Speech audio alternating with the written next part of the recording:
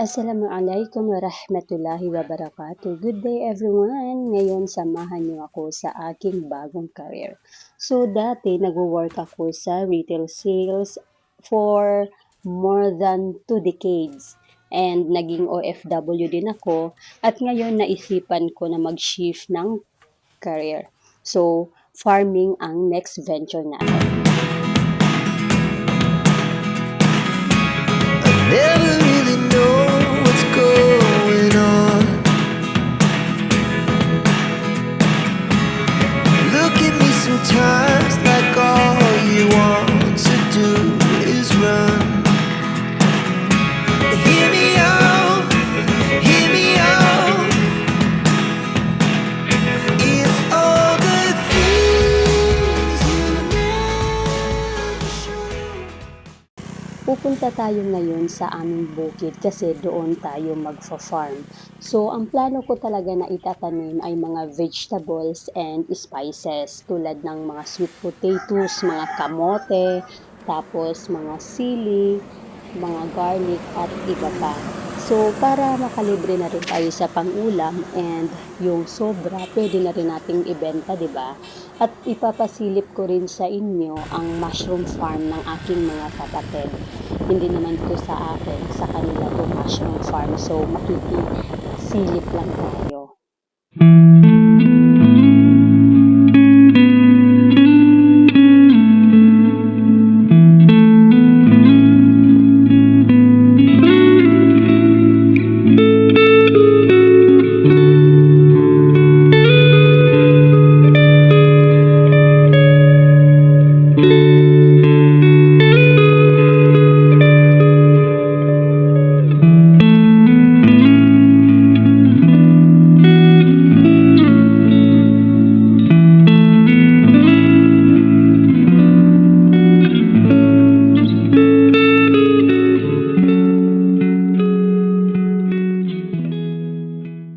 Andito na tayo sa aming bukid. Ngayon, ipapasilip ko sa inyo ang mushroom farm ng aking mga kapatid.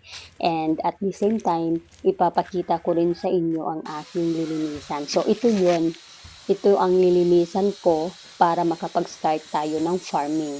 Actually, sa aming apat to na magkakapatid and hindi pa naman nila ginagamit. So, gagamitin ko muna. Tapos, ito, yung ginagawang storage ng kapatid ko para sa mushroom farm nila. So, ayan po yung substrates at saka yung iba pa niyang mga ginagawang fruiting bags. Tapos, dito naman yung lilinisan ko. So, pinag-iisipan ko pa yan kung paano ko lilinisan para makapag-umpisa na akong magtanim. O, diba? Mas maano siya eh, maraming, ano bang tawag doon? Maraming damo. So, kailangan talagang linisan kasi ilang years kasi yan na hindi namin ginamit. So, ganyan lang, wala, puro lang mga sagbot, mga damo-damo lang. Kasi nga, noon, nasa Manila kami, nag-work lahat. Tapos, hanggang sa nakapag-abroad kami, so yung lupa namin, as in, walang nag-aalaga, walang gumagamit kasi kami lahat na magkakapatid at saka yung nanay namin is nasa Manila.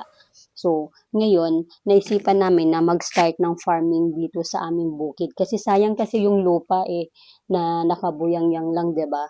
So, sana magiging successful yung plano ko na farming and ipapakita ko sa inyo ang step by step na gagawin ko, which is from the scratch talaga ang business venture na uumpisahan ko. At nakita nyo naman, ayan po, madamo talaga as in. So, ayan. Anyway, ipapakita ko sa inyo, i-update ko kayo kapag nagawa ko na, naumpisahan ko na. So, yan po yun. 'Di ba? Pinag-iisipan ko, paano ko gagawin? Kasi nga, hindi naman ako sanay na mag-farm kasi nga, nagwo-work ako ever since sa retail sales. So, hanggang sa nakapag-abroad, sa sales pa rin ako nagwo-work, kami lahat ng mga kapatid ko.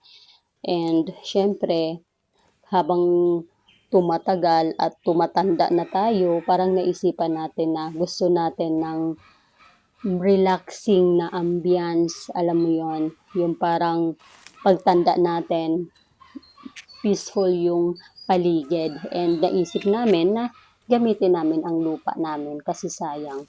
So ito po yon. Kaya samahan niyo po ako sa aking bagong venture. So, nasilip na natin ang gagawin kong farm. So, uwi muna ako and i-update ko na lang kayo sa magiging outcome ng aking new venture. Kasi from working in the retail sales as an OFW, ngayon ko palang gagawin ang farming. So, medyo tricky sa akin kasi nga sinasabi ko sa inyo kanina, hindi ako sanay sa farm, pero gagawin natin para sa kinabukasan ng mga bata.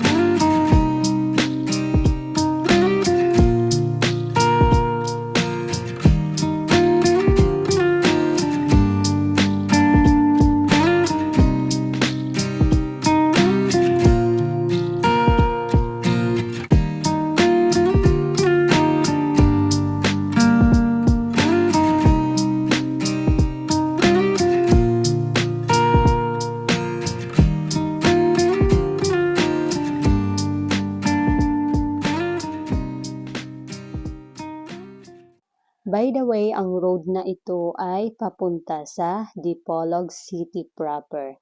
Thank you so much for watching. See you soon!